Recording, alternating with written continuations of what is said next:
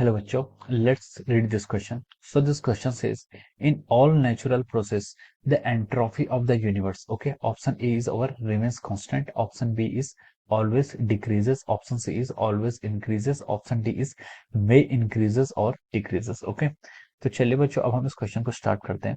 तो देखिए बच्चों इस क्वेश्चन का जो आपका की कॉन्सेप्ट है, इस क्वेश्चन का की कॉन्सेप्ट आप लिख सकते हैं कि this question is based upon the definition of our entropy. ठीक है, ये क्वेश्चन क्या आपके एंट्रोपी की डेफिनेशन पर बेस्ड है। ठीक है, तो चलिए बच्चों अब देखिए बच्चों एंट्रोपी होता क्या है। एंट्रोपी किसी भी सिस्टम की डिसऑर्डरनेस या फिर रैंडमनेस को डिफाइन करता है। ठीक है, कोई सिस्टम आपका कितना डिसऑर्डर है, ठीक है, या फिर कितना ज्यादा रैंडम है, उसको हम कैसे डिफाइन करते हैं, आपके एंट्रोपी के थ्रू हम यहाँ पर डिफाइन करते हैं। ठीक है, देखिए नेचर में हमारी जो भी रिएक्शन होती है, ठीक है, जो भी नेचर में रिएक्शन होती है उनके थ्रू हमारा जो जितने भी ऑल नेचुरल प्रोसेस हैं सबके थ्रू आपकी एंट्रोपी बढ़ती है। ठीक है, सबके थ्रू क्या होती है, आपकी एंट्रोपी क्या रहती है, इंक्रीज होती है। ठीक है, एंट्रोपी को हम डिफाइन कैसे करते हैं, एंट्रोपी को हम डिफाइन करते हैं, देखिए ds is equal to D Q by T. This is a mathematical formulation of entropy. ठीक है, एंट्रोपी है कि आपकी रैंडमनेस है और इसको डिफाइन हम करते हैं ds is equal to D Q by T from the second law of thermodynamics से। ठीक है, अब देखिए अब आपकी जितनी भी प्रोसेसेस होती है वहां पर क्या होता है, आपका एंट्रोपी क्या होती है, इंक्रीज होती है। ठीक है, हम लिख सकते हैं कि जो आपका एंट्रोपी है इट इज ग्रेटर देन और इक्वल टू जीरो। ठीक है, ये इसका क्या होता है, फॉर्मुलेशन होता है। ठीक है, अब यहाँ पर से एंट्रोपी आपका क्या होता है, इक्वल टू जीरो की कंडीशन सब आती है जब आपके रिएक्शंस क्या होती हैं, आपके रिवर्सिबल रिएक्शंस होते हैं। ठीक है, दोज रिएक्शन जो आपके रिवर्सिबल नेचर के होते हैं। ठीक है, इन रिवर्सिबल रिएक्शन में हम बोल सकते हैं आपकी जो एंट्रोपी चेंज होता है वो आपका जीरो के इक्वल आता है।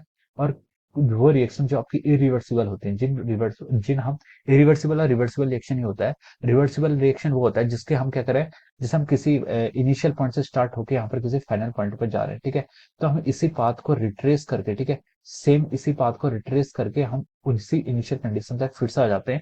तो हम उसे क्या बोलते हैं, रिवर्सिबल प्रोसेस बोलते हैं। ठीक है, ये आपका इनिशियल पॉइंट है और ये आपका क्या फाइनल पॉइंट। ठीक है, अगर हम सेम उसी पाथ को रिट्रेस करके सेम इनिशियल कंडीशन पर पहुंच जाते हैं तो such types of reaction is called our reversible reaction. ठीक है, और आपकी जो बाकी रिएक्शंस होती हैं उनको हम क्या बोलते हैं, आपका इरिवर्सिबल रिएक्शन। ठीक है, इरिवर्सिबल रिएक्शन बोल देते हैं उन्हें। ठीक है, इरिवर्सिबल रिएक्शन में आपकी जो एंट्रोपी होती है वो ऑलवेज ग्रेटर देन जीरो होती है। ठीक है, और कोई भी ऐसा रिएक्शन नहीं होती जहां पर आपकी एंट्रोपी क्या नेगेटिव होती है। ठीक है, नेगेटिव एंट्रोपी कभी पॉसिबल नहीं होता है। ठीक है, तो ये आपके देखिए यहाँ से दो केसेस आ रहे हैं। ठीक है, एंट्रोपी जीरो के इक्वल कब होगी, आपके रिवर्सिबल रिएक्शन के लिए, और इरिवर्सिबल रिएक्शन के लिए आपकी ग्रेटर देन जीरो होगी। ठीक है, और जो भी आपके नेचर के फिनोमिनास होते हैं, नेचर के सारे फिनोमिनास क्या होते हैं, आपके इरिवर्सिबल नेचर के होते हैं। ठीक है, कौन से नेचर के होते हैं, इरिवर्सिबल नेचर के। तो हम बोल सकते हैं कि आपकी जो एंट्रोपी होती है वो ऑलवेज क्या करेगी, इंक्रीज ही करेगी। ओके, तो देखिए अब हम ऑप्शन से मूव करते हैं। ऑप्शन ए में बोला है कि रिमेन्स कांस्टेंट, गलत। ठीक है, एंट्रोपी आपकी कांस्टेंट सिर्फ रिवर्सिबल प्रोसेस के लिए रहती है, ऑलवेज डिक्रीजेस ये तो कभी पॉसिबल ही नहीं हो सकता। ऑप्शन सी में क्या बोला है, ऑलवेज इंक्रीजेस, ये आपका राइट होगा। डी में बोल रहा है मे इंक्रीज मे डिक्रीज कभी नहीं हो सकता। ठीक है, तो हम बोल सकते हैं यहाँ से जो आपका ऑप्शन सी आ रहा है वो क्या आएगा, आपका इसका राइट आंसर आएगा। ठीक है, एंट्रोपी विल ऑलवेज इंक्रीज। तो हम लिख सकते हैं कि यहाँ से आपका जो ऑप्शन सी होता है वो क्या होता है, आपका correct answer. Okay, option C is the right answer of this question. So I hope you all understood this concept. All the best. Thank you so much.